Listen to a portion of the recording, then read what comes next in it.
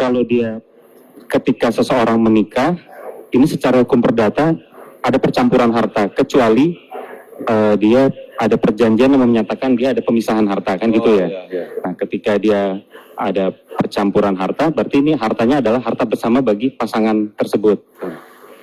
Kemudian ketika si suami misalnya meninggal gitu ya, ini akan dibagi dua dulu, karena ada bagian si suami dan ada bagian si istri.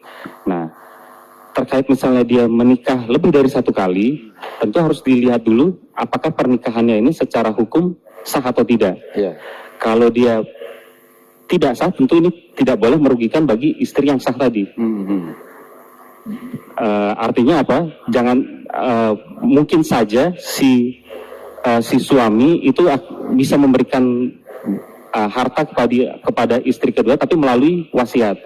Bisa dia melakukan, tapi ada bagian yang namanya legitime porsi yang tidak boleh dikurangi, tidak boleh bagian minimal yang harus diterima oleh ahli waris, dan ini tidak boleh sampai berkurang dari jumlah legitime porsi tadi, bagian minimal. Nah, kalau dia punya istrinya yang tidak sah tadi, tentunya dia secara hukum dia tidak memiliki hak untuk menjadi waris dari si suami yang meninggal tadi. Tentu ahli warisnya adalah istri yang sah tadi.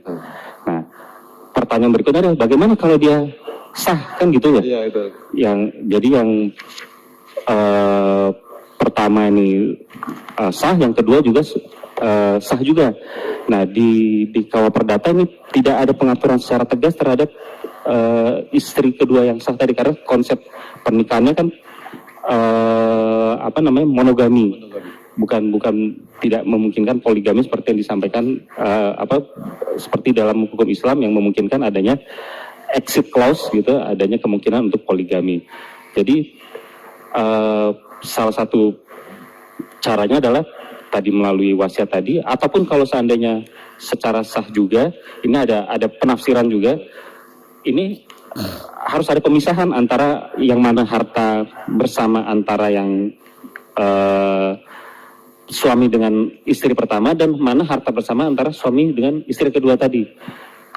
Kalau tidak ada, maka ini secara otomatis ini hanya masuk ke harta bersama suami dan istri yang pertama tadi.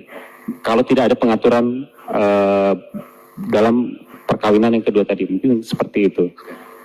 Terima kasih.